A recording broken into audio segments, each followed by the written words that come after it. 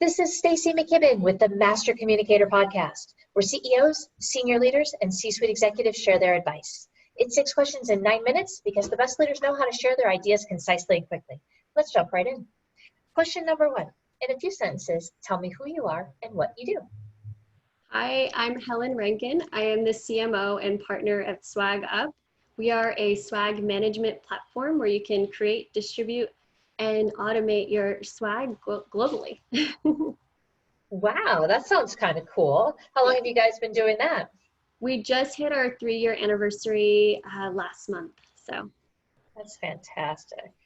Well, thank you so much for being on the show. I'll be excited to hear some of your insights today on leadership and communication. So that gets me kicked off in the first question, which really is, what's the best part about leading people from your perspective? I think the most amazing thing about leading people is just being able to provide opportunities. I think that it's been extremely rewarding as a leader to be able to, give people an option to grow within the company. We have some members of our team that started assembling packs in our warehouse that are now managing teams. So I think it's just been extremely rewarding to be able to witness that. Love that. I know, and being able to be a part of somebody's future success, even in some little way, right, and to provide those opportunities is so empowering, and it's so rewarding. It really is. Yeah, it's crazy, especially if you didn't think, not that I didn't think we would grow the company to this level, but to have it grow so quickly, it's just, and witness it with the people that we have on board it's just magical. It's really like unlike any other feeling. That's great.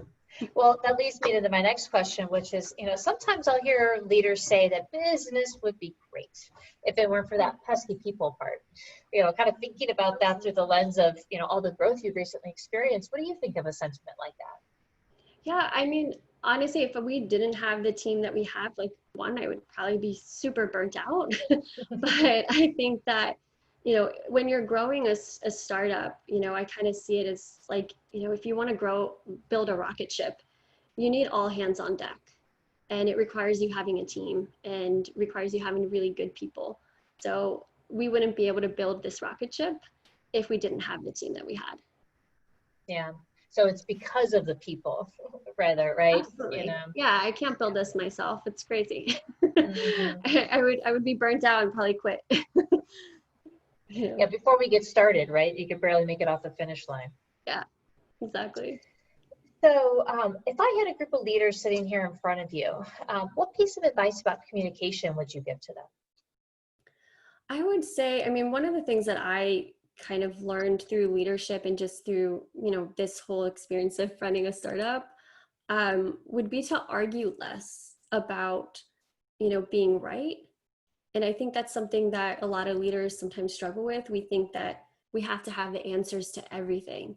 And we think we have to be the smartest person in the room. And we have to always come up with the, processes and every aspect of the business. And when you continuously are arguing your point, you're doing less of the listening from everyone else in the room. And you're kind of like hindering yourself from that learning process. So I've really learned to kind of take that back. And when I feel like I'm probably being too bullish on an opinion, I kind of just instead step back and just come from more of a place of understanding and question versus having to, spitball my idea all the time. Wow, I love that. It made me think about so many things in that, like, do you want to be right or do you want to get results? Right? Yeah. Is a really great way to think about that. And I have a good colleague who always loves to say, when you find yourself pounding your fist on the table, right, to make your point, you've lost your audience. Yeah, and it doesn't ever go well long term as you manage teams or you're in a position of leadership. You end up coming off like some kind of dictator. And I think that it's just very easy to do. And especially when you're in this leadership role, you just automatically assume you always have to have the answers and you always have to be the smartest and the brightest. And in reality, it's not like that at all. You have to, be wise enough to bring the right people in the room and be able to humble yourself a little bit and lose a little bit of control to be able to let people in and kind of, voice their opinions and get better results really. And that's ultimately what you end up getting when you do that. Totally agree. And speaking of bringing the right people into the room, right, and gathering opinions, I'm curious, what other successful business leaders like yourself should be on the podcast, right? What other Helen Rankins are out there, doing it, making it happen, that should be on the show that people should listen to? Yeah, I mean, I would strongly suggest Amanda Goetz. She is amazing. She is a CMO at The Knot, but also is starting her own company. And you can find her on Twitter. I learned so much from her. She's a friend of mine, but she's really great leader and just has very wise and sound advice. So I would strongly suggest her. That's amazing. I love The Knot. That was one of the places I went to look when I first was looking to get married. I love that book, that magazine, the website. There was so much to it. And then, as you think about, who's really influenced you, right? Who's been your favorite boss or teacher? Who's been that person that's really made a difference in your life? I would have to say he's also my mentor, Michael Aronowitz. He was my first boss in the marketing industry. I was his admin assistant when he was a CMO at a company.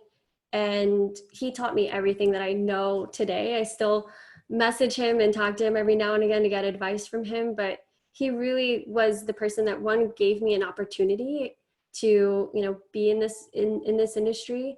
And just taught me to be humble, and also taught me what my weaknesses are, and what do I need to work on as a person, and as I grow into a leadership role. I think it's just super important to kind of have someone to humble you a little bit.